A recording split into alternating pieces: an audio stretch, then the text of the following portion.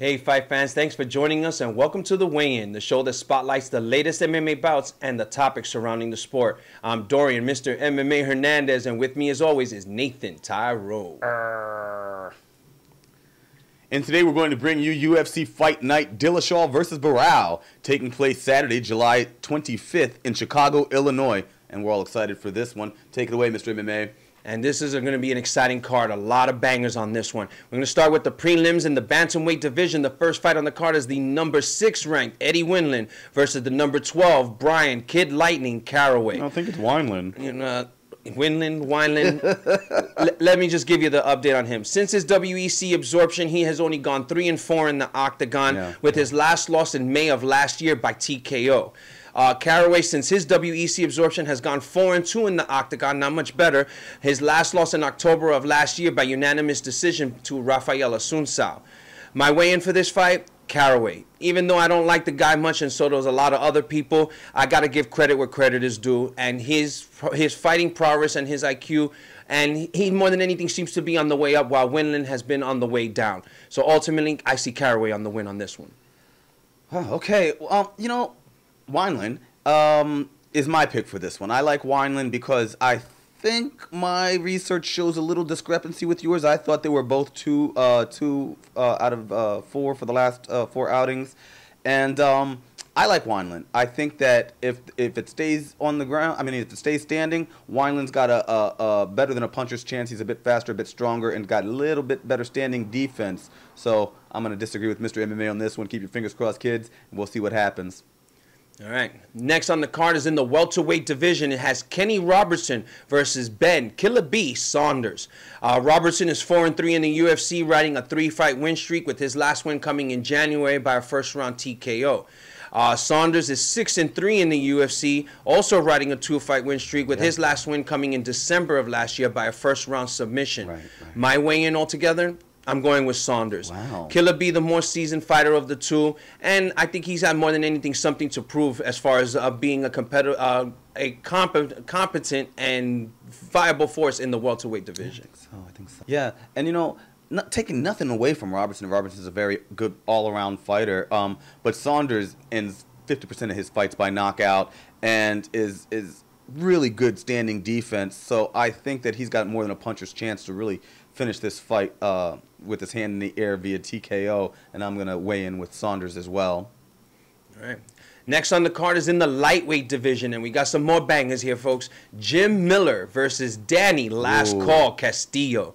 Miller's riding a 2-fight losing streak, with his last loss coming in April of this year by unanimous decision. Castillo in the same boat, riding that 2-fight losing streak, with his last loss coming in January by TKO. My weigh-in, Miller. He's hit a rough patch in his career, but overall he's a solid and more well-rounded fighter than Castillo. And Castillo seems to be a floater. One minute I'm a really hardcore hard fighter that I'm going to win this fight, and the next minute he's making comedy skits on the internet. You know, ultimately I see Miller winning this and Castillo finding a new job career. Holy shit, you've heard it here first, kids. That's a good call. It's a good call. I don't so much think that Castillo's going to be in need of a new job. I think that he's going to give Miller a fight. I think it's going to be an interesting fight, but we need to see Miller return to his old form, or at least somewhere in that neighborhood. I don't know if he's lost the zip code or the address or what's going on, but what Mr. MMA said is extremely accurate. He has hit a bad patch in his career. He has had some losses. He has lost some fights that I feel he should have won. If you guys are watching the weigh-in, you guys know how I love to weigh in with Jim Miller. I'm still on the Jim Miller bandwagon. I'm not hating. I'm not leaving. I am here. And I agree with Mr. MMA. I'm going to weigh in with Miller as well, just because of the experience of the opponents that he's faced. And, you know, Jim Miller is a technically well-rounded fighter. He just needs to return to form. And more than anything, when it comes to these two fighters, Castillo has been a roller coaster. Wins 2, loses 1.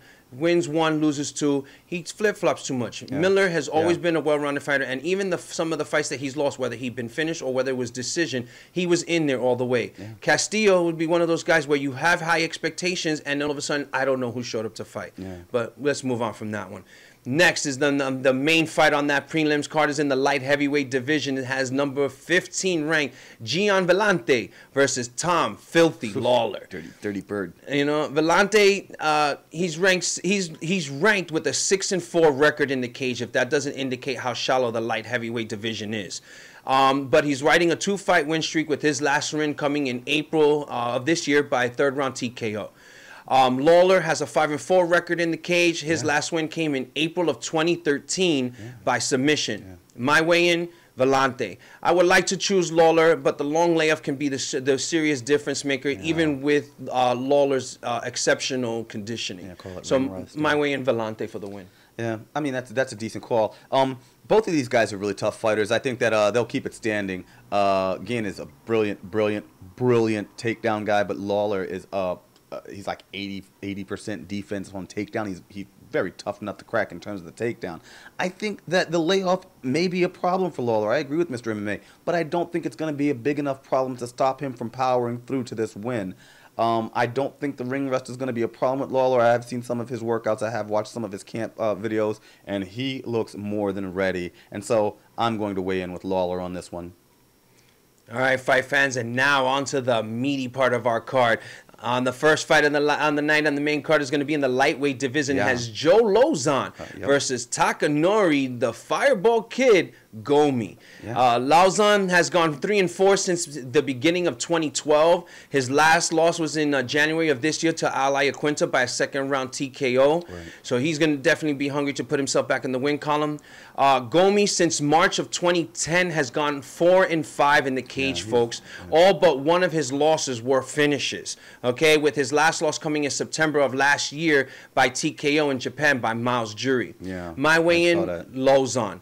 At 36 years of age, Gomi is far from looking or been the Fireball Kid. I think, if anything, this is definitely going to be the swan song of his UFC career, and I see Lauzon winning this fight.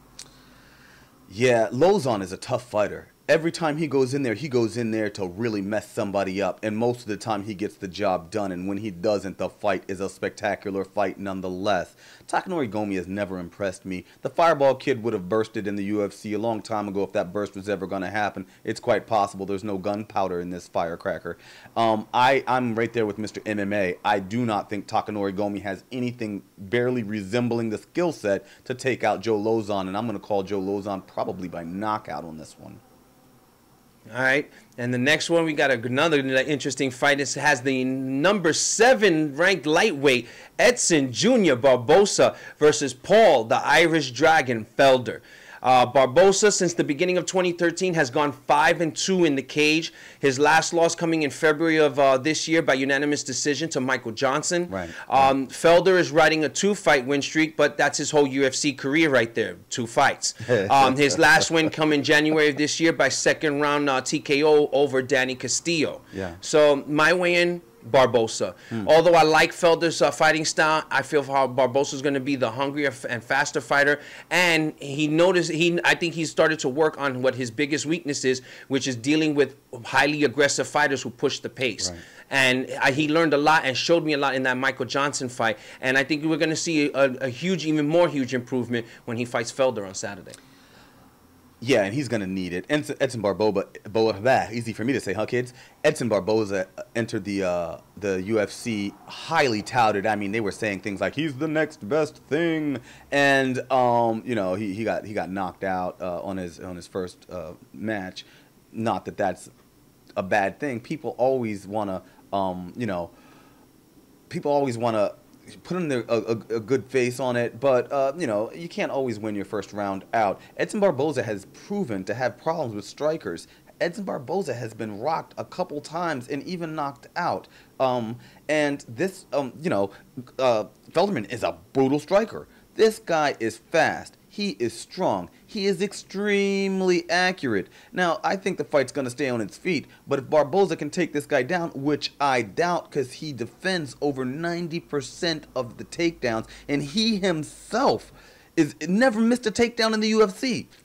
I'm going to repeat, Felderman has never not taken an opponent down when he attempted to. So, given all of that and given kind of the rough start that Edson Barboza has actually had in the UFC, I don't know, Mr. MMA, what do you think? I think that Edson Barboza is going to go down and Felderman's going to take the win on this one. Well, you got to remember, Barboza actually didn't get knocked out until Jamie Varner, when Varner made his return to the UFC. Wasn't that his debut? No, that wasn't. Yeah, that wasn't Barboza's debut. But that was Barboza's debut against a premier fighter. Oh, okay. Okay, and Varner, even though a lot of people, and Varner wasn't ranked at the time, no matter what, everybody has always had the utmost respect and regard for Varner and his fighting prowess. Yeah, you're right. And Varner pushed the pace and ended up knocking out, surprising everybody and TKOing Barboza. Yeah. But that's where everybody else has jumped on. They realized that pushing that pace, being aggressive, not letting Barboza set up is how to beat him. Michael Johnson did it for a unanimous decision victory, but he didn't finish him, folks. Remember that. He did not finish Barboza. Yeah. So that shows you that Barboza's learning,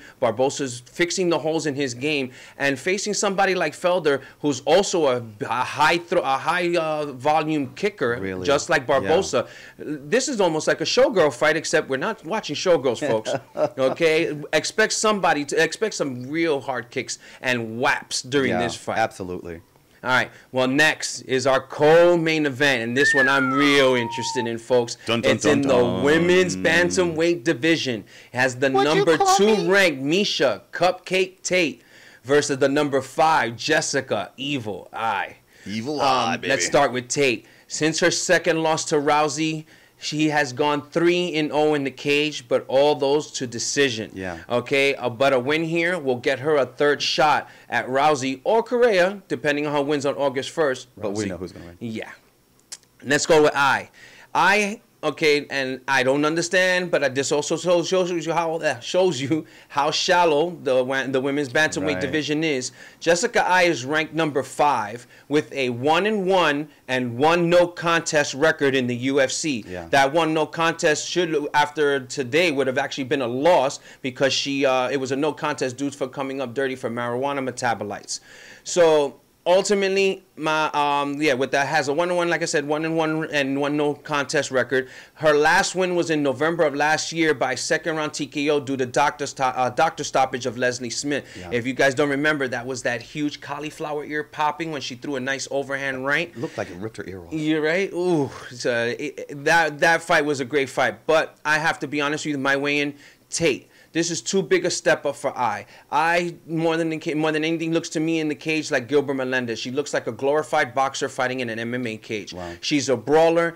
We already know that Tate is a totally well-rounded fighter. She can fight standing. She can fight on the ground. 100%. And I would not be surprised if she tries to take Jessica to the ground. Yeah. So Jessica better have stepped up her takedown defense because this fight's going to be a slobber knocker, as I like to use. Yeah. But like I said, my weigh-in, Tate for the victory and getting her 3rd shot at that belt. And, I agree with everything you said about Eye, and it's a shame about the NC, the no contest. And you guys want to know more about why marijuana is considered performance-enhancing or whatever, we did a show on Truth About segment on performance-enhancing drugs. Just check it out. Look at us on the Spotlight Collective Television and check out that show. We're not going to go into deep detail because we fill you guys all in on that show. But it's a shame with the no contest for the metabolites. I agree with almost everything Mr. MMA has said. I do not think that Eye has the hands or the groundwork to deal with Tate. Now, Tate's been on a good streak, but she's been fighting conservatively. We all know that the Cupcake former takedown can really put it in when she wants to, and I feel like she's really being careful on her way back to the belt so as not to make any mistakes to disrupt that journey. And she's doing a great job of it. I hope that she really lets loose a little more with this fight than she has in most fights because, in my opinion, the competition isn't as stiff. And I know you guys might not like me for saying that, but I'm going to go with Cupcake, Takedown, whatever you want to call her. I'm going with Miesha Tate for this one as well. All right, fight fans, and now for the big fight of the evening. The main event, the champion in the bantamweight division, TJ Dillashaw, defending his belt against the former champion, the #1 contender, Renan the Baron Barao. Okay, let's start with Dillashaw first. Since his loss at the Tough finale has gone 7-1 in the cage, folks. Okay, riding a 3-fight win streak. Yeah. Barao, last win was in December of last year by 3rd round submission against Mitch Gagnon, which was basically his tune-up fight after having a botched weight cut when he was supposed to face Dillashaw in August of last year. Yeah.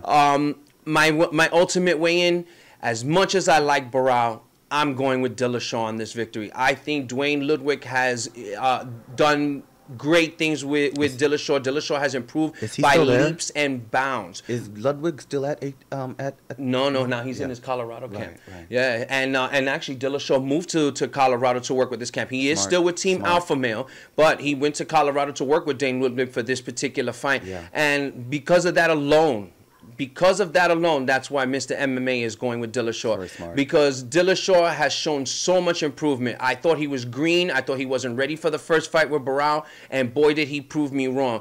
And I can't see how working with Dwayne Ludwig for this camp could make him go down in any form of his progress or performance. So my weigh-in, Dillashaw retaining the belt and staying the UFC bantamweight champion. Yeah, I think this fight is going to be fast. I think there's going to be a little bit of curiosity in this fight, and I think ultimately there's going to be frustration. I think the fast speeds from the hands from both of these guys are going to be amazing. I think that the Barao fancy footwork, fast, unique maneuvering, I think that we're going to see bursts of that happening also. But what I ultimately think will happen is TJ Dillashaw is going to stay in his face like he did. He's going to keep his composure. He's going to keep moving to the left like he did on the original win, and he's going to frustrate Barao. And I've got to go with Mr. MMA on this one. I think that the champ is going to retain his title. I don't think that Barao is quite ready, either mentally and, to be honest with you, his camp-wise, I don't think that they're ready. And I think that he probably should have took up maybe a few more tuner fights before thinking he can come automatically back. But what do you think about that, Mr. MMA? Yeah, and don't be surprised that after Barao loses this fight, they might even throw him at Dominic Cruz, and that winner will get, well, that would be Dominic Cruz's little step-up fight to get TJ Dillashaw next.